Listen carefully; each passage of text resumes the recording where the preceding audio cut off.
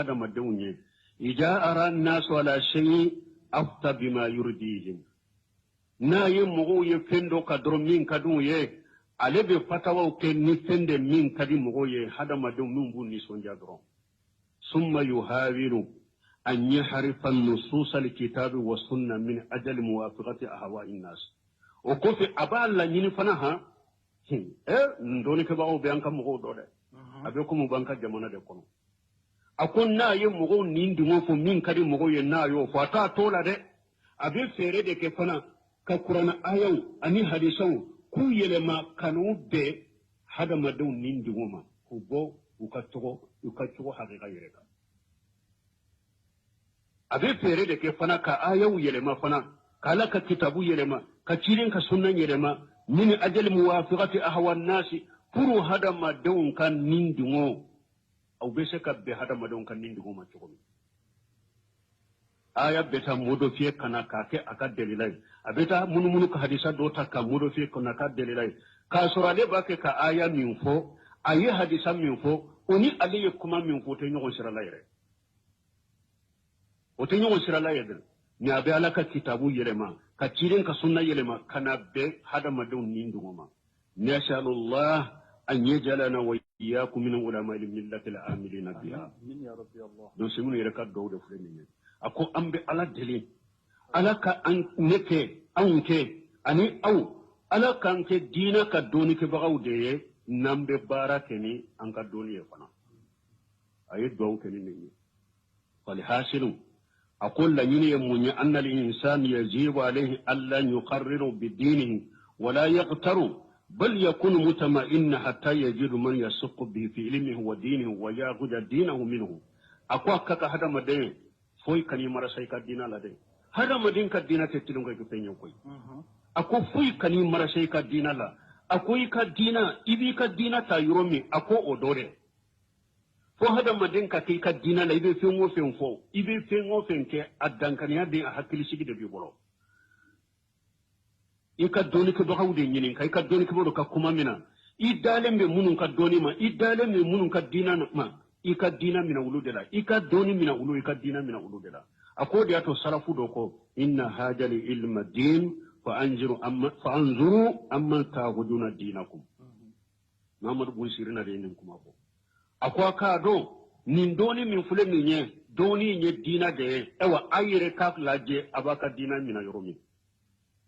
karamo be ka kuma te mina fenyen koy karamo be ka fatawate mina fenye ka barake na ide hada made mo si kana umara saka dina la koy ayaka dina mina yorodo aka mina doni ke bawo bolo ayire dalembe munun ka doni la adalembu ka dina la nindi motu bolo na fulo tu trompe tanunu tu trompe fo aka ulude jate mina nin doni ye dina de koy aya do abaka dina mina yoromi bi anna hajal ilmu din wa tariqu ila allah azza wa jalla thumma inna hawlan المخرمين بالكفار وتغليدهم والعياذ بالله تزيدهم يخلدون الكفار في ملابس فإذا جاءت هذه المجلات أنا كما ورولا أكو أودي ياتو أكو مغودو بي منو مرسلين كدينا لا ولو مرسلين كافرو بي كافرو دي لا جدرو نهاري دون فينو لا ني كافرو مجلاتي ube ulude laje modukura min bora kafiru fedro nu yo laje dro ubeta wa modukura ubeto bila musokuro mun kadi awyen na nkasa akodo yere kera ode laje nyana mo yakono ka kafiru lamme ka kafiru ka fewu laje kafiri la dege dro hari don finula ako cirem fana ko man tasabbaha bi qawmi fa huwa minhum ni mo ye mo min ladige yo doye awa hada madanki janto kan musawla ako muso fule ube ede kamarala ube ode kamarala parce que do fana fule ka fo ni haramu yara muso bolo ni madaga muso ye obe hari setu do toro parce que ulu pese ka muso la do yoroba tigu setu hari be munun fole muso kanka kete ni haramu yara muso bolo obe bu toro parce que muso be suma o tesu ka muso la uyu bila bende yadela e o bunu semunu kuma na o fana la akoy janto ka muso o fana la kokura unata kokura unado ala ko ala bi nyin kala garade ako ciiden de ko kullukum ra'i wa kullukum mas'ulun ra'yatihi ako ciiden ko rajulu ra'i fi ahlihi wa mas'ulun ra'yatihi ciiden ko ce ka du kono ye genni kala de ewa ibe nyini kai ka genne ke fenna ako cide ma fo rajul ra'i fi ahlihi kadda de tede cide ma fo ko ce ye genne ke lai ka demba ya kono kadda de aye mun faraka awa ku ibe nyini kai ka genne ke fenna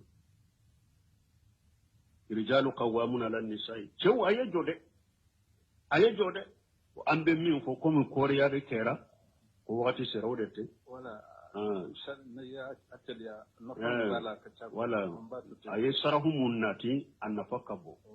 nan ko an kattema ka annafaka bo an ba joya an ko ribe min fo bede kaddo kan yanka te ulama uli imilla jamana inciyana de jamana an ye korosili ke mogowre ka kelete kata sunnama jamana in kono mogowre ka kelete kata cinyama jamana in kono munu ñu dambi kata sunnama kate no yere ka folo akram wala maw ana folo tigilama illa marahim rabbi kele site sunna cinya ka jamana in kono ni nonunde waye masiba fanani balawude folo lanka mogo folo munun tumbe karamo folo munun tumbe ulinu bidia mogo de tumbe kelela